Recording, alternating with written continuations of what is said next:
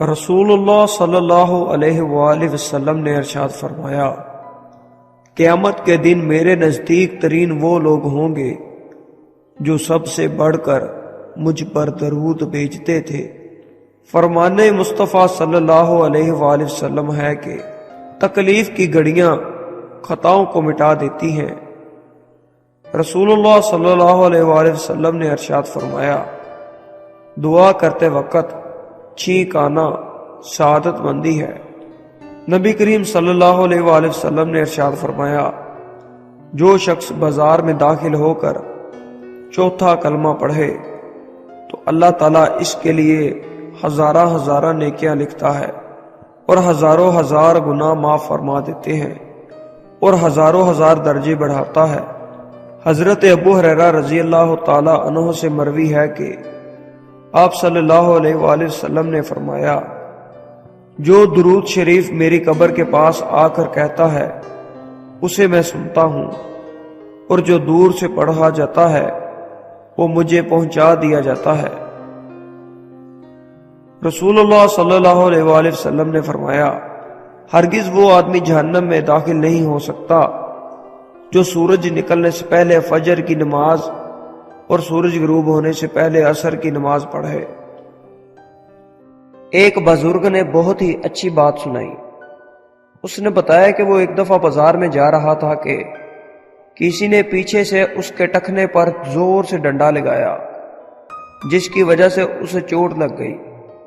درد اور غصے کی کیفیت میں اس بزرگ نے پلٹ کر مارنے والے کو دیکھا تو حیران رہ گیا۔ ایک نابینا شخص اپنے ڈنڈے سے رستہ ٹٹول رہا تھا۔ غصے کی کیفیت تبدیل ہو کر شفقت اور ترس پر آ گئی، اور میں نے اس نابینے شخص کا ہاتھ پکڑ لیا اور اس کی منزل تک پہنچایا۔ اس دن مجھے احساس ہوا کہ جب انسان کا نقطہ نظر تبدیل ہوتا ہے تو جذبات بھی تبدیل ہو جاتے ہیں۔ ہمیں آج ایک دوسرے کے بارے میں نقطہ نظر تبدیل کرنے کی ضرورت ہے، جذبات خود بخود ہی تبدیل ہو جائیں گے انشاءاللہ۔ ایک دفعہ کا ذکر ہے کہ ایک یتیم لڑکی کی شادی قریب آ گئی۔ اس کی سب سہیلیوں نے اس کے لیے جہیز کے سامان کے لیے پیسے اپنے گھر سے مانگے، اور وہ سب چاہتے تھے کہ اپنی سہیلی کے لیے جہیز جمع کریں۔ ان کی سب سہیلیوں میں سے اس کی ایک سہیلی نے اپنے باپ سے پوچھا کہ بابا جان، مجھے بھی پیسے چاہیے، میری یتیم سہیلی کی شادی ہے، میری سب سہیلیاں پیسے جمع کر رہی ہیں کہ اس کو جہیز میں کچھ دے دیں، کیا آپ مجھے کچھ پیسے دے سکتے ہیں؟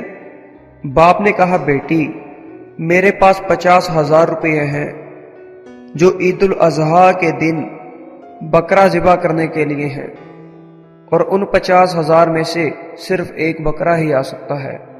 اگر میں پیسے تمہیں دے دوں تو ہمارے قربانی کا بکرا کس طرح آئے گا؟ بیٹی نے اپنے باپ سے پوچھا، ابو جان قربانی کسے کہتے ہیں؟ باپ نے سمجھایا، بیٹی قربانی جانور ذبح کرنے کو کہتے ہیں، جہیز ویسے بھی لعنت ہے، تم شادی میں 500 یا 1000 روپے کا تحفہ بنا کے دے دینا۔ یہ کہہ کر باپ جانور خریدنے کے لیے مویشی منڈی روانہ ہو گیا۔ یہ سب کچھ آج ہمارے معاشرے کا ایک سچ بن چکا ہے۔ اللہ پاک ہم سب کو دوسروں کی مدد کرنے کی توفیق عطا فرمائے، آمین۔ کل ایک لڑکی مجھ سے ملنے آئی اور مجھ سے پوچھنے لگی، کوئی اچھی سی جواب چاہیے، کیا آپ اس کے بارے میں بتا سکتے ہیں؟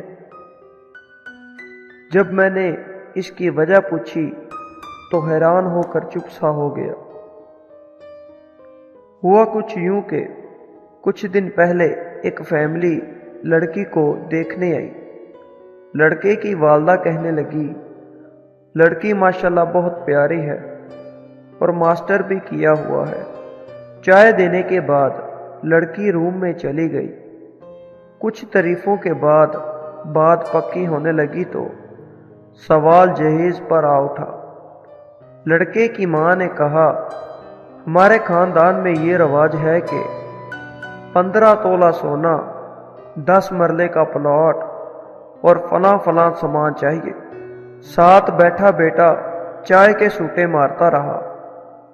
کچھ دیر پہلے جہاں لڑکی کی بات اور ہنسی مذاق ہو رہا تھا، اب وہاں سناٹا چھا گیا۔ آخرکار جواب نہ ہو گیا۔ لڑکی ڈر کے مارے کمرے سے نکل ہی رہی تھی کہ آخرکار برتن اٹھانے کے لیے کمرے میں آئی تو پڑھا لکھا روزگار بھائی بولا، جتنا اس کو پڑھانے پر پیسہ لگایا، اس سے تو اچھا تھا جہیز بنا لیتے۔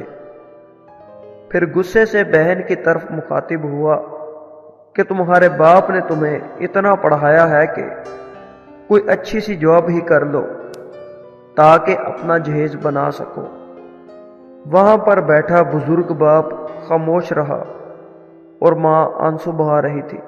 میں اکثر جو کہانیاں سناتا ہوں اور آگے سناؤں گا وہ زیادہ تر سچ اور حقیقت پر ہوں گی۔ سلطان محمود غزنوی کے پاس ایک شخص چکور لے کر آیا جس کا ایک پاؤں نہیں تھا۔ سلطان نے جب اس کی قیمت پوچھی تو اس شخص نے چکور کی قیمت زیادہ بتا دی۔ سلطان نے بہت حیران ہو کر کہا کہ اس کا تو ایک پاؤں بھی نہیں، پھر بھی تم نے اتنی زیادہ قیمت کیوں بتائی؟ تو وہ شخص کہنے لگا کہ میں چکوروں کا شکار کرتا ہوں، میں اس چکور کو لے جا کر جال کے ساتھ باندھ دیتا ہوں، یہ کچھ عجیب سی آوازیں نکالتا ہے جس سے دوسرے چکور جمع ہو جاتے ہیں اور میں ان کو پکڑ لیتا ہوں۔ سلطان نے اس شخص کو چکوروں کی قیمت ادا کر کے اس چکور کو فوراً ذبح کر دیا۔ تو وہ شخص بولا، آپ نے اتنی زیادہ قیمت ادا کر کے اس کو ذبح کیوں کر دیا؟ تو اس بات پر سلطان نے جواب دیا، جو دوسروں کی دلالی کے لیے اپنوں کے ساتھ غداری کرے اس کا یہی انجام ہونا چاہیے۔ ایک بادشاہ نے اپنے درباریوں سے کہا، کیا کوئی شخص اللہ تعالیٰ کی عبادت میں اتنا مصروف ہو سکتا ہے کہ ایک عظیم لشکر اس کے قریب سے گزر جائے اور اسے احساس تک نہ ہو؟ درباریوں نے چند لمحے سوچا اور بعد میں کہا، ایسا ہونا ناممکن ہے، لیکن بادشاہ نے اصرار کیا کہ ایسا ہو سکتا ہے۔ کچھ دنوں بعد بادشاہ نے درباریوں میں سے چند ایک کو منتخب کیا اور پانی سے بڑے پیالے انہیں پکڑا دیے اور ہر ایک کے ساتھ ایک نگران مقرر کر دیا۔ پھر ان سے کہا کہ ایک شہر کے بازار کا چکر لگا کر آؤ، لیکن چکر اس طرح لگانا ہے کہ پانی پیالوں سے نہ گرے، اور نگرانوں کو ہدایت کی کہ جو ہی کسی کے پیالی سے پانی گرے اس کی گردن اڑا دی جائے۔ یہ حکم سن کر سب حیران ہو گئے۔ پھر تمام درباری ایک ایک کر کے نہایت احتیاط کے ساتھ اپنا اپنا چکر مکمل کر کے آ گئے اور کسی بھی پیالے سے پانی نہیں گرا۔ تب بادشاہ نے ان سے بازار کا حال دریافت کیا تو وہ تمام درباری کوئی بات بتانے سے معذور رہے۔ انہوں نے کہا کہ ہم نے اپنی تمام تر توجہ پیالے سے پانی نہ گرنے پر مذکور کر رکھی تھی، پھر ہمیں کچھ پتہ نہ چلا کہ بازار میں کیا ہو رہا تھا۔